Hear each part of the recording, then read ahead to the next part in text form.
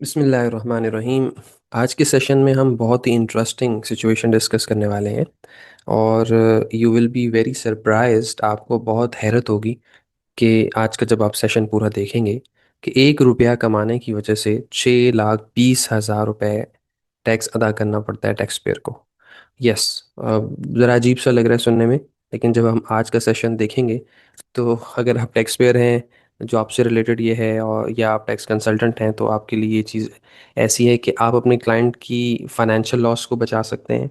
आप tax payer हैं तो आप अपनी माली नुकसान को बचा सकते हैं। So this is very interesting situation. और यहाँ पे एक फ़र्द है। अब हम ज़रा सा बाकायदा आगाज़ करते हैं सेशन का।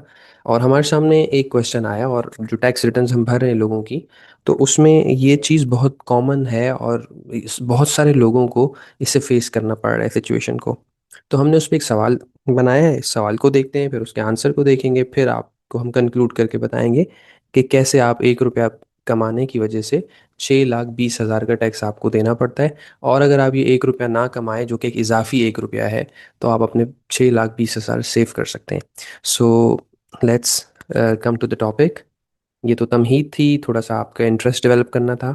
अच्छा, एक चीज़ मैं और भी आप लोगों से रिक्वेस्ट करूँगा कि जब हम अपने चैनल की एनालिटिक्स को देख रहे हैं, तो हम देख रहे हैं कि आप देखें यहाँ 60-70% वो लोग हमारे चैनल को देख रहे हैं जिन्होंने सब्सक्राइब ही नहीं किया हमारा चैनल। तो अगर आप सब्सक्राइब करेंगे, चैनल की रीच बढ़ती है, हमें भी एक टोकन ऑफ एप्रिसिएशन आता है आपकी तरफ से। तो हमारे लिए जो कंटेंट क्रिएटर हैं, ये एक बड़ी मोटिवेशन मिलती है इससे हमें। तो आपसे गुजारिश है, अगर आपको कंटेंट अच्छा लग रहा है, आप कंज्यूम कर रहे हैं, तो हमारे चैनल को आप ज़रूर सब्सक्राइब करें। चलिए आगे बढ़ते हैं अपने दोबारा सवाल की तरफ। एक आदमी है, एक फ़र्द है, जिसने क्या किया है कि 60 लाख रुपए कमाए हैं, और जिस पर 15%। अच्छा, ये 60 लाख रुपए कैसे कमाए? उसने बैंक में अपने सेविंग अकाउंट में पैसे रखे थे, या नेशनल सेविंग सेंटर में पैसे रखे थे, या कहीं से भी कोई भी और एवेन्यू था, वहाँ से बैंक प्रॉफिट आया है। अब बैंक प्रॉफिट आया, इन्वेस्टमेंट पे आया, 60 लाख रुपए का मुनाफा कमाया। बैंक ने या आपके नेशनल सेविंग सेंटर ने आपका 15% टैक्स काट लिया। ठीक है, लाइक अगर आप 100 रुपये प्रॉफिट कमाते हैं तो 15 रुपये टैक्स कट जाता है। ठीक है। तो अब जो टैक्स पेयर है, जिसे टैक्स दहिंदा कहते हैं, टैक्स पेयर ये समझता है कि भाई मुझे और कोई टैक्स नहीं देना। राइट। तो फॉर एग्जांपल, अगर किसी ने पूरे साल में 1 लाख रुपए का बैंक प्रॉफिट कमाया है, और उसके 15,000 रुपये बैंक से कट गए हैं, और आप टैक्स कंसल्टेंट हैं या आप टैक्स पेयर हैं, आपने अपनी रिटर्न भर रहे हैं खुद या किसी से करवा रहे हैं, तो आपकी अंडरस्टैंडिंग है मेरे 15,000 कट गए, दैट्स फाइनल, मुझे और कुछ नहीं देना। तो इसको कहते हैं फाइनल टैक्स, कि भाई बस फाइनल टैक्स है, जो कट गया और नहीं देना। अब आगे प्रॉब्लम यहाँ है, मगर टैक्स रिटर्न फाइल करते वक्त इजाफी टैक्स निकल रहा है। लेकिन जब वो टैक्स अपनी टैक्स रिटर्न जमा करा रहा है, जब 60 लाख रुपए का टैक्स कट गया, 60 लाख रुपए की इनकम कमाई है, और उस पर 15% टैक्स 7,50,000 कट गया है, तो that is full and final tax. Tax payer तो यही समझ रहा है। लेकिन जब वो रिटर्न भर रहा है, तो उस पर इजाफी टैक्स निकल रहा है। तो अब वो उसने आपको अप्रोच किया और कह रहा है कि भाई एज अ टैक्स एडवाइज़र आप मुझे वजाहत करें, मुझे गाइड करें, आप मेरे टैक्स एडवाइज़र हैं, कि एक तो ये कि मतलब ये क्यों हो रहा है ऐसा। मतलब मुझे तो नहीं पता था, मुझे तो यही पता है बैंक से प्रॉफिट मिलेगा, उस पर जो टैक्स आएगा दैट्स इट, जो कट गया वही कट गया और नहीं देना। तो ऐसा क्यों हो रहा है? नंबर वन, आपको ये एड्रेस करना है। नंबर दो, ये एड्रेस करना है, मुझे कोई ऐसी फाइनेंशियल प्लानिंग करके दें, माली मनसूबाबंदी करके दें, कि मुझे आइंदा ये फाइनेंशियल लॉस ना हो। तो ये क्वेश्चन है आज का। आइए बढ़ते हैं इसके आंसर की तरफ, और फिर बहुत ही मज़ेदार आपको ये एनालिसिस लगेगा जो हम वीडियो के आखिर में देखेंगे।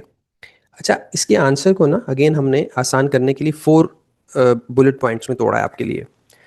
पहले तो देखिए, ये समझ लीजिए कि एक सेक्शन है, सेक्शन बी, 7B।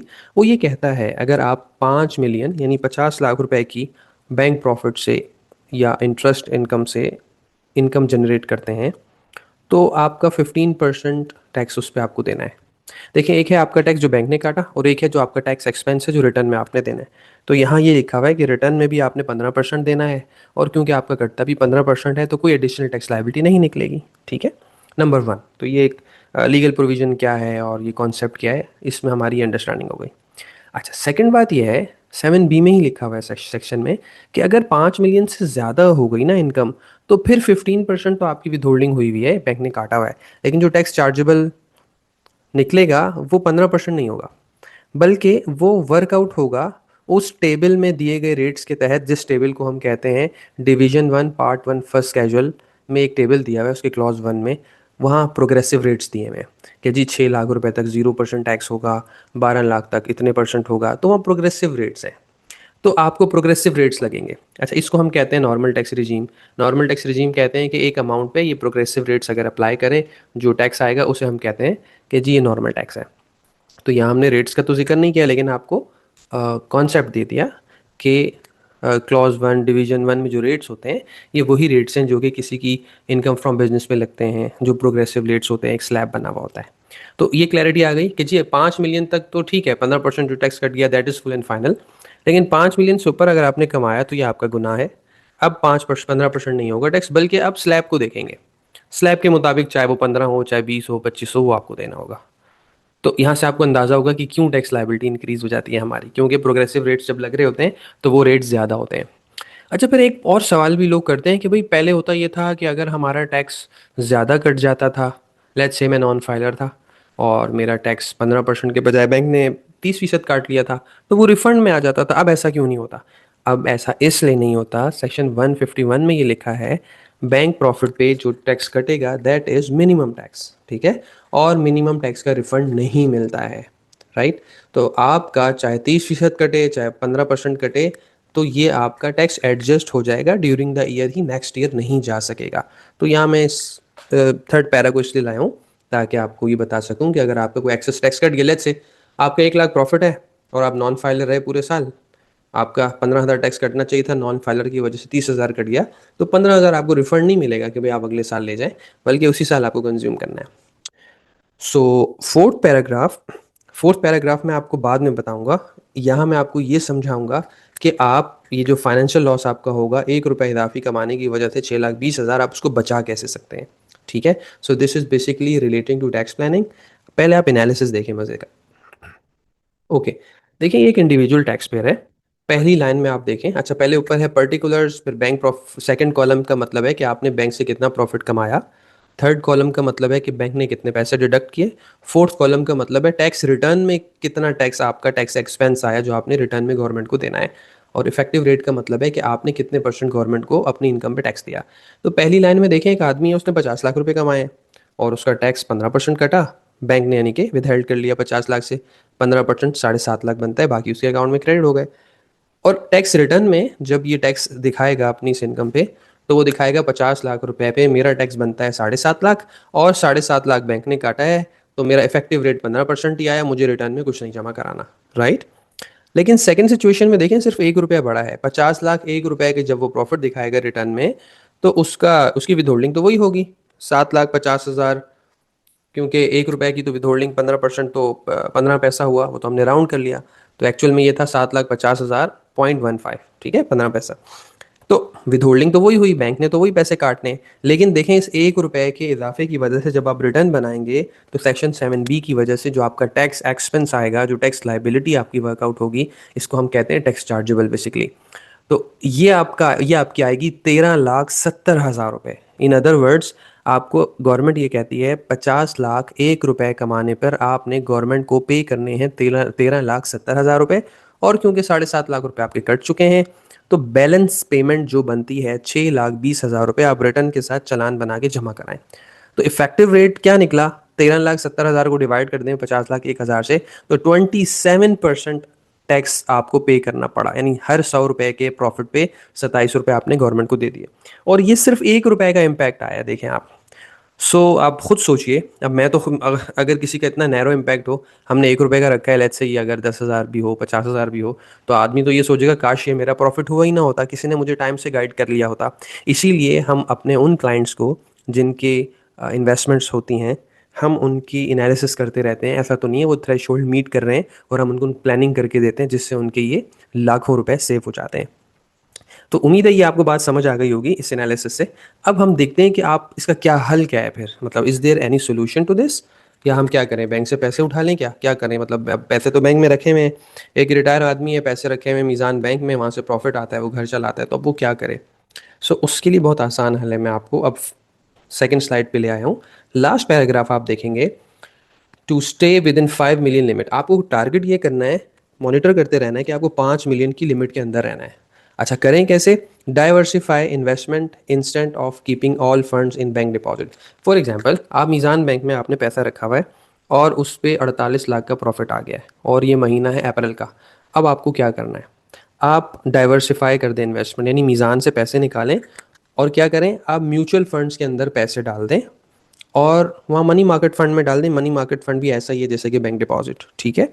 आप म्यूचुअल मीज़ान ही के म्यूचुअल फंड में अकाउंट खोलें, उस सारे पैसे को उठा के म्यूचुअल फंड में डाल दें और वहाँ आप डिविडेंड या कैपिटल गेन ले लीजिए। जब डिविडेंड या कैपिटल गेन लेंगे ना, तो ये ऐसी इनकम है जिसको हम कहते हैं एफटीआर की income, final tax income.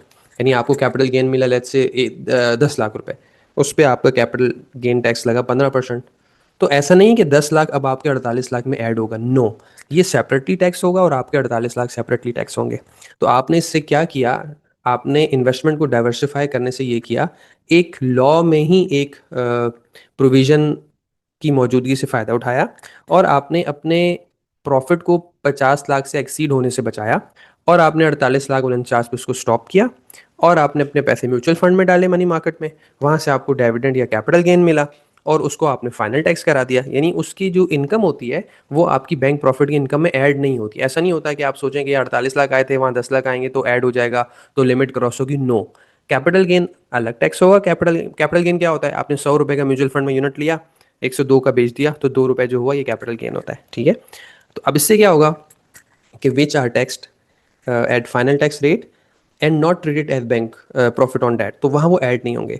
So this way bank profit remain with in 5 million limit. तो हमारा टारगेट क्या था कि 5 मिलियन की लिमिट में हमने रखना है फाइनल अपने बैंक प्रॉफिट्स को, और उसको हम 15% टैक्स करा देंगे।